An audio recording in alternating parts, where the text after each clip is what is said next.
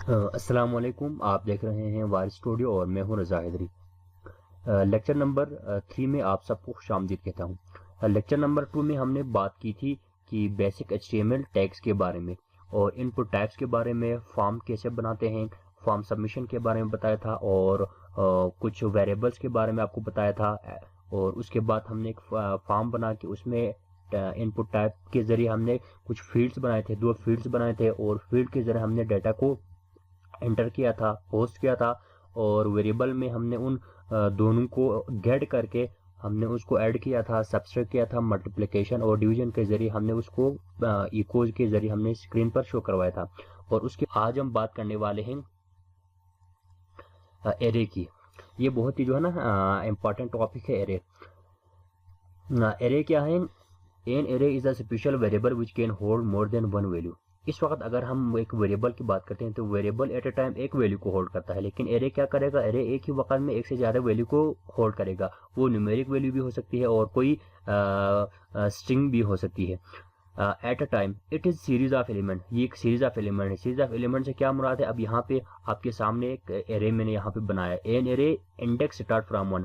यहाँ पर हमने एक एरे बनाया और ये एक वेरिएबल है और इस वेरिएबल के अंदर यहाँ पर 5 कंट्रीज के नाम हैं, कनाडा है और यहाँ पर पाकिस्तान, इंडिया है, जापान है, चाइना है।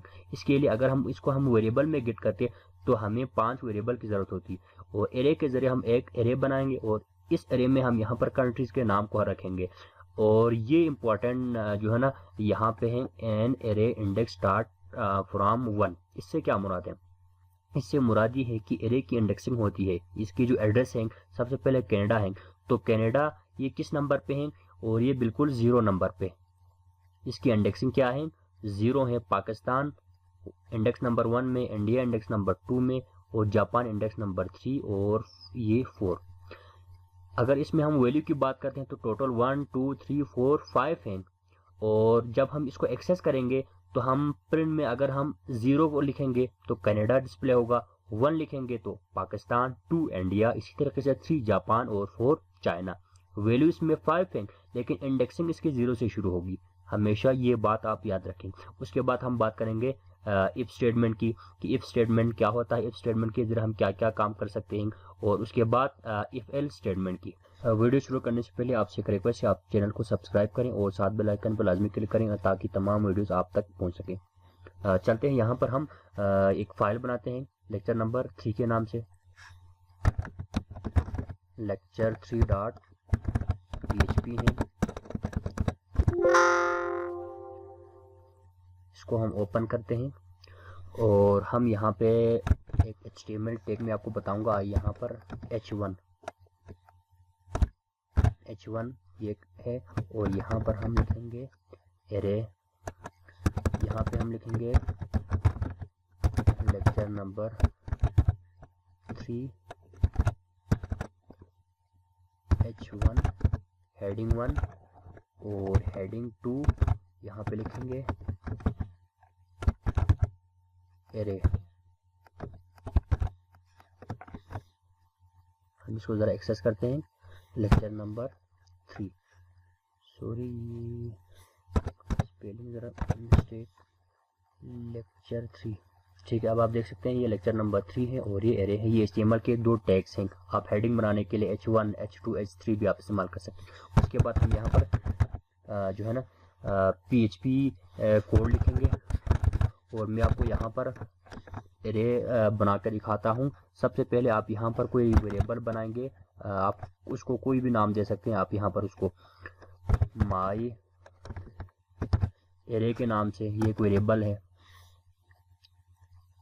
और ये उसके बाद इक्वल टू, फिर आप एरे लिखेंगे। एरे के बाद आप यहाँ पर ब्रैकेट ओपन 1 2 3 4 5 6 एक एरे बनाया। एरे में हमने कितने एलिमेंट्स रखे? यहाँ पर टोटल 6 एलिमेंट्स है, 1 से लेकर 6 तक। अब इसका मैं आपको जो मेथड बताता हूँ। ये एरे एक वेरिएबल का नाम है और इसके अंदर वैल्यूज हैं 6। अगर हम इसको वेरिएबल में गेट करते तो हमें 6 वेरिएबल बनाना पड़ता। अब इसको हम कैसे जो है ना गेट करें, कैसे हम इसकी वैल्यू को हम यहाँ पर जो है ना स्क्रीन पर आउटपुट में आपको ज़रा दिखाता हूँ। ये आप देख सकते हैं हमने एक एरे बनाया माई एरे के नाम से। ये एक वेरिएबल है और ये मल्टीपल वैल्यूज को एट अ टाइम होल्ड कर रहा है। इसके अंदर कितनी वैल्यूज हैं, कितने एलिमेंट हैं, इस वक्त 6 एलिमेंट हैं, 1 से लेकर 6 तक 6 एलिमेंट हैं। और यहाँ पर अगर हम इसको प्रिंट करना चाहें तो हम किस तरह करेंगे, यहाँ पर आप उस वेरिएबल का नाम लिखेंगे माई एरे, और मैंने आपसे जो इंडेक्सिंग की बात की थी वो यहाँ मैं आपको बताता हूँ। अब मैं यहाँ पर 0 लिखता हूँ तो क्या होगा, 0, तो ये प्रिंट करेगा नंबर 1 को। एरे की जो इंडेक्सिंग है ये हमेशा 0 से शुरू होती है। हम वैल्यूज़ को प्रिंट नहीं करेंगे बल्कि हम इसके इंडेक्सिंग एड्रेस पे जाएंगे। जब इसके एड्रेस पे जाएंगे तो उस एड्रेस पे जो वैल्यू होंगे वो ऑटोमेटिकली जो है ना वो डिस्प्ले करेगा। तो अभी ये क्या डिस्प्ले करेगा, 1। आप देख सकते हैं इसने 1 को यहाँ पे जो है ना रिटर्न किया।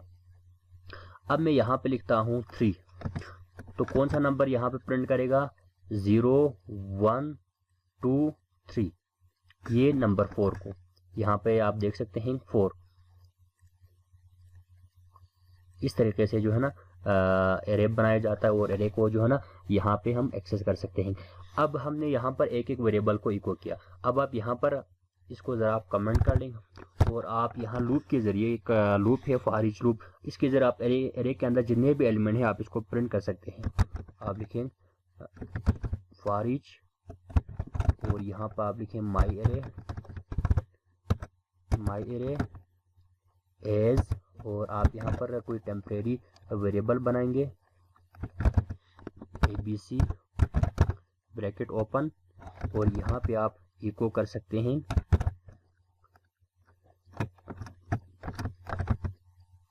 एरे एलिमेंट्स आर, ये एक मैसेज है। और अब आप यहाँ पे उस वेरिएबल का नाम देंगे जो कि बनाया था ABC, यहाँ पे टर्मिनेटर लगाएंगे। अब ये क्या करेगा, लूप के ज़रिए यहाँ से लेकर यहाँ तक इस लूप के ज़रिए ये लूप चलेगा 6 टाइम, और ये यहाँ पर ABC वेरिएबल के अंदर स्टोर होंगे और इस मैसेज के ज़रिए 1 से लेकर 6 तक प्रिंट होंगे।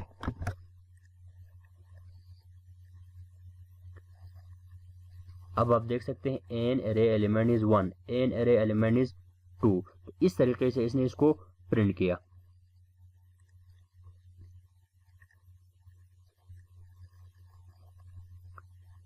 आप इसको यहां से जो है ना रिमूव करके भी देख सकते हैं।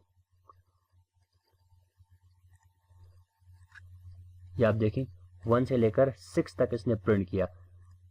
अब हम यहाँ पर 100 तक भी यहाँ पे हम वैल्यू दे सकते हैं और वो एक ही वेरिएबल के ज़रिए हम उसको प्रिंट कर सकते हैं।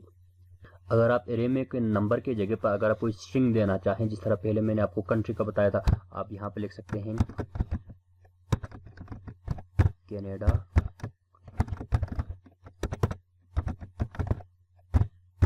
पाकिस्तान, इंडिया, और उसके बाद चाइना। ये 4 कंट्रीज़ के नाम मैंने लिखा है। अब हम क्या करेंगे, इनको हम प्रिंट करेंगे जिस तरह नंबर को हमने प्रिंट किया था। और उसके बाद यहाँ पे हम इसको HTML ब्रेक लगाएंगे, लाइन ब्रेक। अब आप देख सकते हैं ये इंडेक्स नंबर 1 पे है, इंडेक्स नंबर 2 पे है, इंडेक्स नंबर 3 और इंडेक्स नंबर 4 पे है। अब ये यहाँ पे हम इसको ज़रा रिफ्रेश करते हैं। अब देखें ये कनाडा है नंबर 1 पे, और पाकिस्तान है, इंडिया है, चाइना है। तो इस तरीके से जो है ना एरे क्रिएट किया जाता है। तो एरे एक वेरिएबल का नाम है और उस वेरिएबल में हम मल्टीपल एलिमेंट को, मल्टीपल वैल्यूज़ को रख सकते हैं और उसको हम मुख्तलिफ लूप के ज़रिए या 1 बाय 1 हम एरे इंडेक्सिंग के ज़रिए हम इसको प्रिंट कर सकते हैं। एरे के बाद हम बात करते हैं इफ़ की। ये इफ़ स्टेटमेंट क्या है, इफ़ का मतलब है कंडीशन। हम नॉर्मल लाइफ में भी हम इस्तेमाल करते हैं इफ़ कंडीशन के लिए यूज़ करते हैं। कंडीशन क्या होंगे, कंडीशन कोई भी कंडीशन हो सकता है, 1 और 0 का कोई कंडीशन हो सकता है, ऑन एंड ऑफ का हो सकता है, पास एंड फेल का हो सकता है, इवन एंड ऑड का हो सकता है। तो ये कंडीशन है। तो कंडीशन कैसे हम यहाँ पे सेट करते हैं मैं आपको बताता हूँ। सबसे पहले हम यहाँ पे एक वेरिएबल बनाएंगे। यहाँ पे हम लिखेंगे ई, इसको हम वैल्यू देंगे 2। और वेरिएबल बनाएंगे, उसको हम कहेंगे ओ, और इसको हम वैल्यू देंगे 3। अब हम यहाँ पर इफ यूज करेंगे, इफ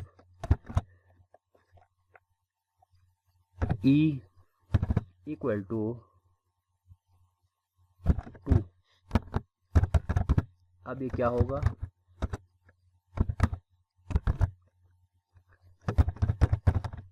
नंबर इज 2।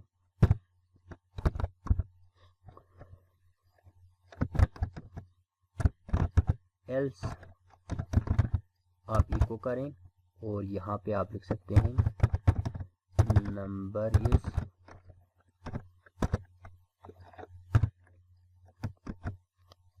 3, क्योंकि 3 ओ वेरिएबल में स्टोर है। अब मैं आपको समझाता हूँ, 2 वेरिएबल बनाया, वेरिएबल को हमने यहाँ पर जो है ना उनको मतलब वेरिएबल ई को हमने यहाँ पर 2 दिया और वेरिएबल ओ को हमने यहाँ से 3 दिया, और उसके बाद हमने यहाँ पर इफ जो रिजर्व्ड है PHP के अंदर उसको यूज़ किया, और यहाँ पर इस वेरिएबल को हमने कंपेयर किया 2 से।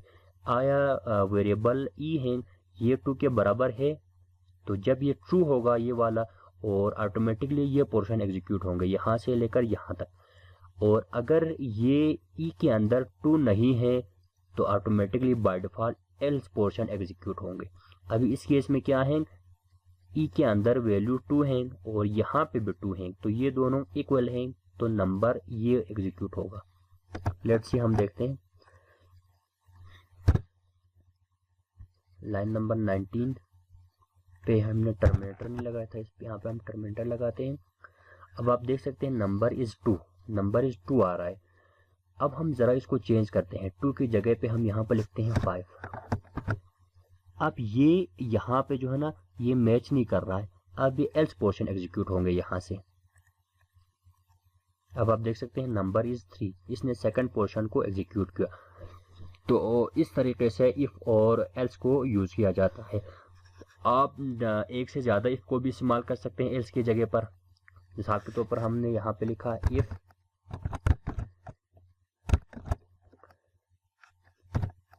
ई इज 10, ठीक है, हमने 2 इफ को यूज किया,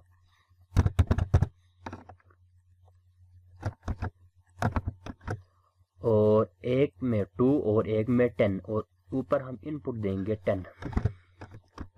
तो यहाँ से फिर कंडीशन चेक करेंगे, पहले ये कंडीशन चेक होगी, अगर ये कंडीशन ये ट्रू ना होने की सूरत में, फॉल्स होने की सूरत में ये यहाँ पे आएगा, ये ट्रू होने की सूरत में ये एग्जीक्यूट होगा, ये ट्रू होने की सूरत में ये एग्जीक्यूट होगा। अगर इन दोनों ये गलत होने की सूरत में कोई भी पोर्शन एग्जीक्यूट नहीं होगा। आप देख सकते हैं नंबर इज 10।